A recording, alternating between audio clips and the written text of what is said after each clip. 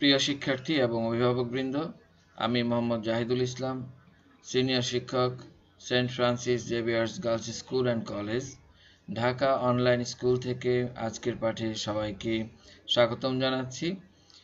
আমি নবম শ্রেণীর বাংলাদেশ ও বিশ্ব পরিচয় বইটির একটি অধ্যায় থেকে ধারাবাহিকভাবে পড়িয়ে আসছিলাম। চলো আমরা আমাদের আজকের পাঠে ফিরে যাই।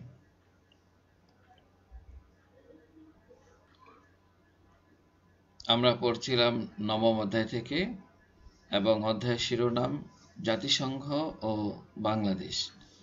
গত পাঠে আমরা যে অংশটুকু পড়েছিলাম সেই অংশটুকু চলো আমরা এক ঝলকে দেখে নিই। পড়েছি জাতিসংঘ সৃষ্টির পটভূমি, অর্থাৎ কোন অবস্থার প্রেক্ষিতে জাতিসংঘ সৃষ্টি হয়েছে। অতি সংক্ষেপে এরকম যে প্রথম বিশ্বযুদ্ধ যখন অনুষ্ঠিত হয় 1914 থেকে 1918 সাল পর্যন্ত, সে সময়ে বিশ্বে যে ধ্বংসযজ্ঞ সংঘটিত হয় তাতে বিশ্ববিবেক বিচলিত হয় এবং তারা বিশ্বের সকল রাষ্ট্র নিয়ে একটি সংগঠন তৈরি করার চিন্তা করেন এবং সেই চিন্তার বহিঃপ্রকাশ 1920 সালের 10 জানুয়ারি জাতিপুঞ্জ গঠিত হয়, লিগ অব নেশনস।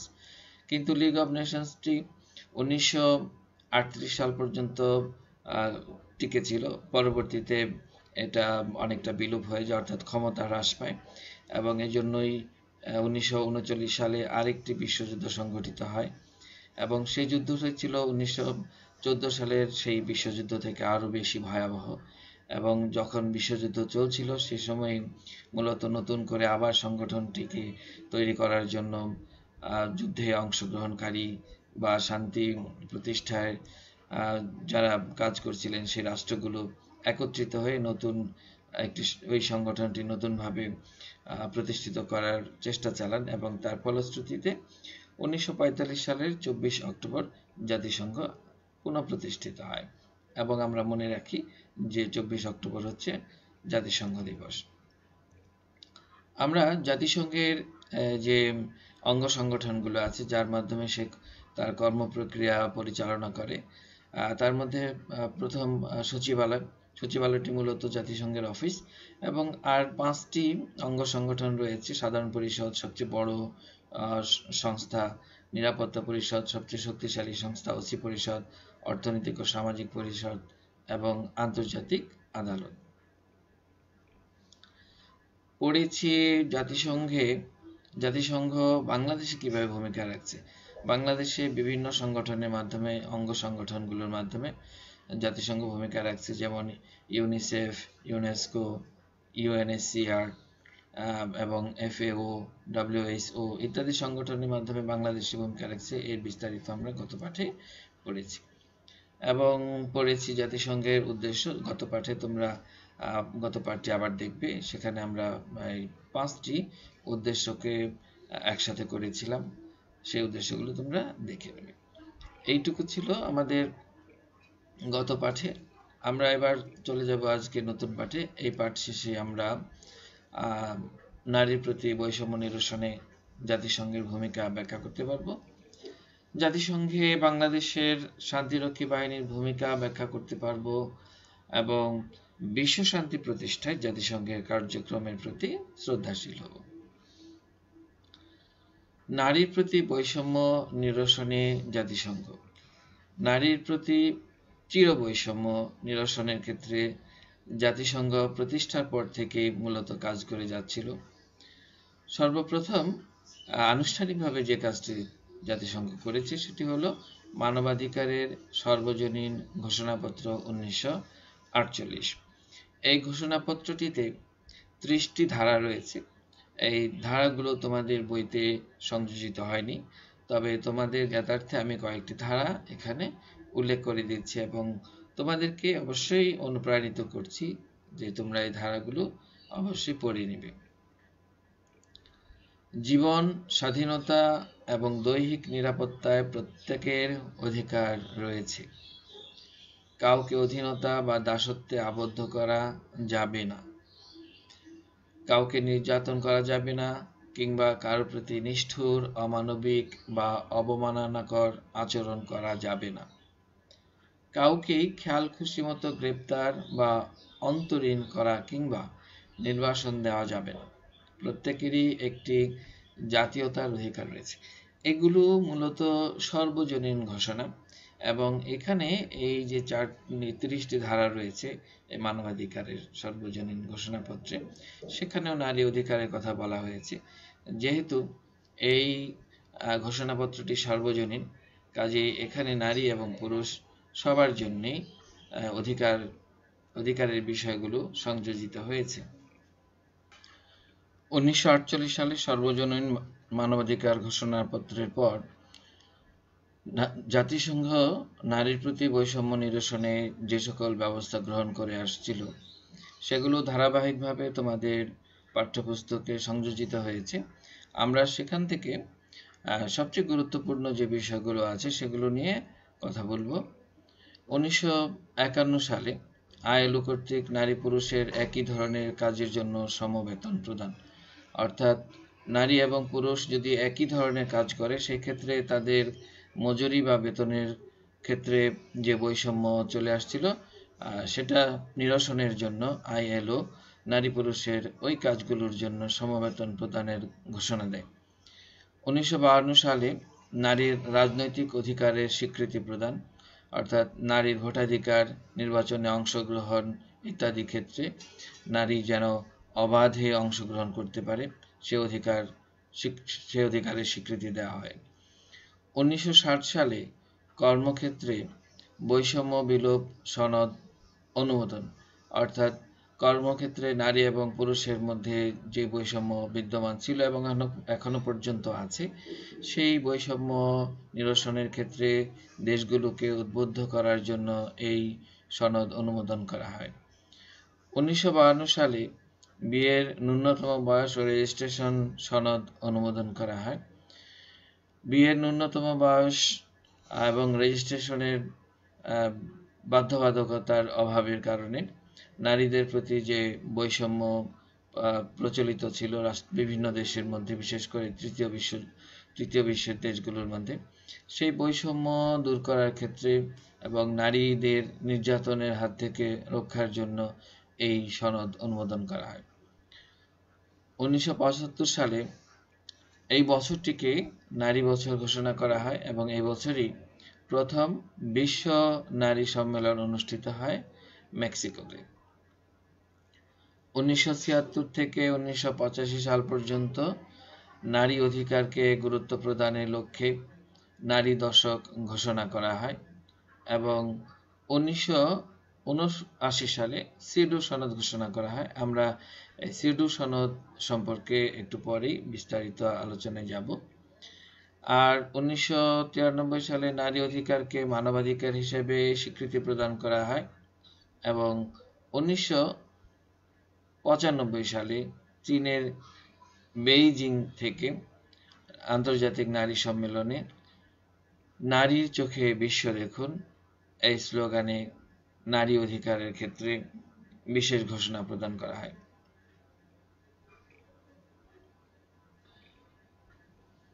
আমরা একটু আগে দেখেছি সিডো সনদ, যেটা ১৯৭৯ সালে অনুমোদিত হয়েছে।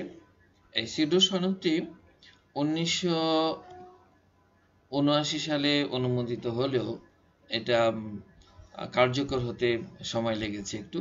আমরা দেখিনি। সিডো সনদটির পুরো নাম হলো convention of the elimination of all forms of discrimination against women। এটি ১৯৭৯ সালে সাধারণ পরিষদে গৃহীত হয়েছে এবং ১৯৮১ সালে, অর্থাৎ ২ বছর পর, ২০টি দেশের সমর্থনে এটি কার্যকর হয়েছে। আর বর্তমানে ১৩২টি দেশ এর সমর্থক, বাংলাদেশ এর সমর্থক। আমরা একথাটি মনে রাখব যে জাতিসংঘের কোনো সনদে যে সকল রাষ্ট্র স্বাক্ষর করে তারা সেই সনদ মেনে চলে এবং সেই সনদ কার্যকর করার সর্বাত্মক চেষ্টা চালায়। সিডু সনদটিতেও ৩০টি ধারা আছে এবং এই 30টি ধারাকে দুভাগে ভাগ করা হয়েছে, একটিতে 16টি এবং অপরটিতে 14টি। 16টি ধারায় বর্ণিত হয়েছে যে নারীর প্রতি কত রকমের বৈষম্য আছে, এবং 14টি ধারায় বর্ণিত হয়েছে বৈষম্যগুলো কিভাবে বিলোপ করা যায়। অর্থাৎ এটি অত্যন্ত পরিকল্পিত একটি সনদ, যেখানে সমস্যা চিহ্নিত করা হয়েছে এবং এই সমস্যাগুলো কিভাবে নিরসন করা যায় সে বিষয়েও সুস্পষ্ট নির্দেশনা রয়েছে। এবং এই জন্যই এই সনদটি আমাদের জাতিসংঘের যতগুলো নারী বৈষম্য রোধের জন্য যতগুলো সনদ কার্যকর হয়েছে সেগুলোর সবগুলোর মিলিত একটি রূপ মূলত এই সনদটি, এবং এই সনদটি কার্যকর করার জন্য জাতিসংঘের অধিভুক্ত রাষ্ট্রগুলোর উপর চাপ রয়েছে। এটি ছিল নারী অধিকার রক্ষায় জাতিসংঘের গৃহীত পদক্ষেপ সমূহের অতি সংক্ষিপ্ত একটি রূপ, যেটা খুব সংক্ষিপ্ত পাঠে আমরা তুলে ধরতে পারি না। বিস্তারিত অবশ্যই আমাদের জানতে হবে, পাঠ্যপুস্তক তো বটেই, এই সংক্রান্ত পাঠ, এই সংক্রান্ত তথ্য আমরা যেখানেই পাই সেখান থেকে সংগ্রহ করে এরপরের অংশ জাতিসংঘে বাংলাদেশি শান্তিরক্ষী বাহিনীর ভূমিকা।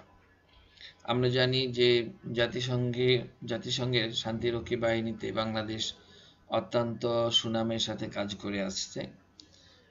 যতদিন থেকে জাতিসংঘ শান্তিরক্ষী বাহিনী প্রতিষ্ঠিত হয়েছে তারপর থেকেই মূলত বাংলাদেশের আমাদের সামরিক বাহিনীর সদস্যগণ, পুলিশ, র্যাব এবং বিজিবি সদস্যগণ অত্যন্ত সুনামের সাথে সেখানে কাজ করছে। আমরা প্রথমে একটি তথ্য জেনে নিই। এখানে লাল চিহ্নিত যে অংশগুলো আছে মূলত সেই রাষ্ট্রগুলোতে, বিশেষ করে তোমরা যদি দেখো আফ্রিকার রাষ্ট্রগুলোতে সবচেয়ে বেশি, এই আফ্রিকার রাষ্ট্রগুলোতে সবচেয়ে বেশি কাজ করতে হয়েছে জাতিসংঘ শান্তিরক্ষী বাহিনীতে। এবং এই দেশগুলোর যেমন সোমালিয়া, কঙ্গো, উগান্ডা, ইথিওপিয়া, দক্ষিণ সুদান, পশ্চিম আফ্রিকা, কেনিয়া, মালি, আইভরি কোস্ট, বুরুন্ডি, এই রাষ্ট্রগুলোতে জাতিসংঘের শান্তিরক্ষী বাহিনী কাজ করেছে। এই রাষ্ট্রগুলোতে জাতিগত সংঘাত চলেছে বছরের পর বছর ধরে, এবং সেখানে বাংলাদেশের শান্তিরক্ষী বাহিনীর সদস্যগণ তাদের মধ্যে শান্তি প্রতিষ্ঠায় ভূমিকা রেখেছে। এবং দেখব এশিয়ার কয়েকটি দেশেও, যেমন পূর্ব তিমুরে কাজ করেছে জাতিসংঘ শান্তিরক্ষা বাহিনী, এবং কাজ করেছে মধ্যপ্রাচ্যের কয়েকটি দেশে, ইউরোপে কাজ করেছে, ইউরোপের বসনিয়া, ক্রোয়েশিয়া, জর্জিয়া, মেসিডোনিয়া ইত্যাদি রাষ্ট্রে কাজ করেছে। এবং এশিয়ার বিভিন্ন দেশে, আফগানিস্তানেও কাজ করেছে, লেবানন, সিরিয়া, কুয়েত, ইরাক, এই রাষ্ট্রগুলোতে জাতিসংঘ বাহিনীর যে সদস্যরা কাজ করেছে তার মধ্যে অবশ্যই বাংলাদেশের শান্তিরক্ষী বাহিনী অন্তর্ভুক্ত ছিল। বর্তমানে 11টি দেশের 11,000-এর চেয়ে বেশি বাংলাদেশি সৈন্য শান্তিরক্ষী বাহিনীতে কাজ করে যাচ্ছে। তোমাদের পাঠ্যপুস্তকে 2টি দেশের কথা উল্লেখ আছে, আমরা যেহেতু পাঠ্যপুস্তকে আছে আমরা সেটাকে দেখি। সিয়েরা লিওন এবং আইভরি কোস্টের 2টি উদাহরণ দেওয়া হয়েছে পাঠ্যপুস্তকে, যে এই রাষ্ট্রগুলোতে বাংলাদেশ যখন কাজ করেছে তখন বাংলাদেশের সেনাবাহিনীর সদস্যদের কার্যক্রমে সন্তুষ্ট হয়ে তার প্রতিদান দেওয়ার চেষ্টা করেছে এই রাষ্ট্রগুলো। যেমন সিয়েরা লিওনের তাদের দ্বিতীয় রাষ্ট্রভাষা ঘোষণা করা হয়েছে বাংলাকে, এবং আইভরি কোস্টের একটি প্রধান সড়কের নামকরণ করা হয়েছে বাংলাদেশ সড়ক নামে, যেমন এইটি বাংলাদেশ রোড। এগুলো আমাদের জন্য অবশ্যই গর্বের বিষয়। এবং উন্নত দেশগুলো জাতিসংঘের ভূমিকা রাখে অর্থ দিয়ে, আর বাংলাদেশ বিশ্ব শান্তি রক্ষায় প্রশিক্ষিত সামরিক ও বেসামরিক সৈন্যদের কাজের মাধ্যমে ভূমিকা রাখছে।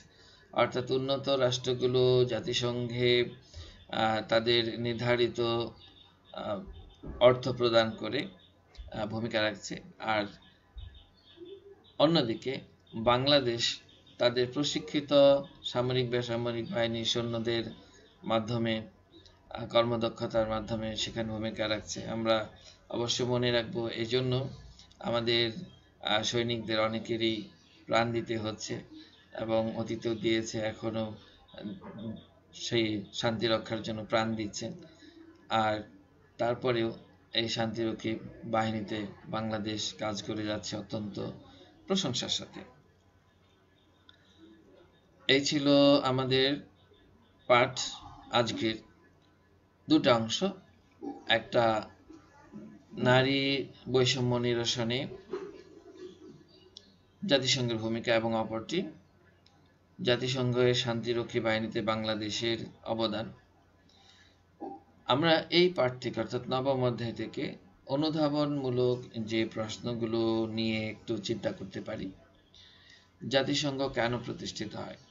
জাতিসংঘ কেন প্রতিষ্ঠিত হয় এটির উত্তর করতে গিয়ে অবশ্যই আমাদের তোমরা জানো যে অনুধাবন প্রশ্নের উত্তর করতে আমাদের দুটো অংশ উল্লেখ করতে হয়, একটা হচ্ছে জ্ঞান এবং অপরটা অনুধাবন।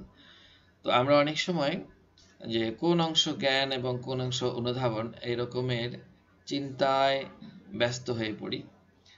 আমরা সেই দিকে না গিয়ে, অর্থাৎ অতটা গভীরে না গিয়ে, বরং এই প্রশ্ন উত্তর করার ক্ষেত্রে আমরা যে কাজটা করব, যে প্রশ্নটির সরাসরি এক কথায় উত্তর দিব, এটাকে ধরে নিব এই প্রশ্নের জ্ঞানের অংশ। তোমাকে প্রশ্ন করা হয়েছে জাতিসংঘ কেন প্রতিষ্ঠিত হয়? একেবারে এক কথায় উত্তর হচ্ছে বিশ্ব শান্তি রক্ষার জন্য জাতিসংঘ প্রতিষ্ঠিত হয়। এরপর তুমি জাতিসংঘের প্রতিষ্ঠার যে ইতিহাস পড়েছ, পটভূমি পড়েছ, সেখানে অবশ্যই উল্লেখ করা আছে যে কেন এই জাতিসংঘটি প্রতিষ্ঠিত করতে হয়েছে, সেই অংশটুকু এখানে চলে আসবে। এবং অবশ্যই এই উত্তরটি হবে সংক্ষিপ্ত, কারণ এর মান 2। দ্বিতীয় প্রশ্ন হচ্ছে সাধারণ পরিষদকে বিতর্ক সভা কেন বলা হয়? তোমরা যদি প্রথম পাঠটি পড়ে দেখে থাকো তাহলে দেখবে যে সেখানে আমি উল্লেখ করেছি যে সাধারণ পরিষদকে বিতর্ক সভা কেন বলা হয়। সাধারণ পরিষদের বিতর্ক সভা বলা হয়, এক কথায় উত্তর হচ্ছে যে এখানে জাতিসংঘের সকল সদস্য তাদের নিজেদের যুক্তি যে কোনো বিষয়ে তুলে ধরতে পারে। 3 নম্বর প্রশ্ন হলো নিরাপত্তা পরিষদের গঠন ব্যাখ্যা করো। এটাও আমরা প্রথম অংশে পড়েছি, তোমরা অবশ্যই দেখবে। নিরাপত্তা পরিষদের গঠন ব্যাখ্যা করো। এই নিরাপত্তা পরিষদে 2 ধরনের সদস্য আছে, স্থায়ী এবং অস্থায়ী, এবং কারা কারা স্থায়ী সদস্য সেটা আমরা উল্লেখ করেছি। কতজন স্থায়ী এবং কতজন অস্থায়ী, অর্থাৎ কতটি রাষ্ট্র স্থায়ী সদস্য, কতটি রাষ্ট্র অস্থায়ী সদস্য, এটা আমরা জেনেছি। এরপর ইউএনএইচসিআর কিভাবে বাংলাদেশে অবদান রাখছে? ইউএনএইচসিআর কিভাবে অবদান রাখছে এটা এখানে একটি মাত্র প্রশ্ন, তবে আমরা মনে রাখবো যে গত পাঠে আমরা জাতিসংঘের অঙ্গ সংগঠন যেগুলো পড়েছি, ইউনেস্কো, ইউনিসেফ, ডব্লিউএসও, এফএও, এই সবগুলোই, ইউনিফেম, এই সবগুলো এইভাবে আলাদা প্রশ্ন চলে আসতে পারে কিভাবে বাংলাদেশ অবদান রাখছে। সেই ক্ষেত্রে তোমাদের পাঠ্য বই এবং আমার গত পাঠটি তোমরা যদি অনুসরণ করো উত্তর করতে পারবে আশা করছি। সিডো সনদটি ব্যাখ্যা করো। সিডো সনদ ব্যাখ্যা করার ক্ষেত্রে আমাদের যে কাজটি করতে হবে সেটা হলো যে সিডো সনদের পূর্ণ রূপটি অবশ্যই লিখতে হবে, এবং এরপর এর যে ধারাগুলো আছে, ধারাগুলোকে যে 2 ভাগে বিভক্ত করা হয়েছে যা আমরা আজকে পাঠে পড়েছি, সেগুলো উল্লেখ করে এই প্রশ্নটা উত্তর করতে হবে।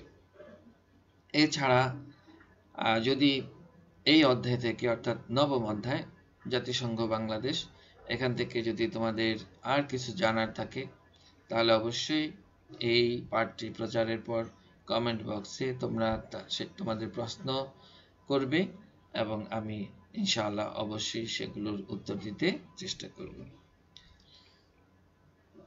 আমাদের আজকের পাঠ এ পর্যন্তই। আগামী কোনো পাঠে হয়তো আবার কোনো একটা বিষয় নিয়ে হাজির হব। ততক্ষণ পর্যন্ত সবাই ভালো থাকো, সুস্থ থাকো, স্বাস্থ্যের নিয়ম মেনে চলো। সবাইকে অসংখ্য ধন্যবাদ।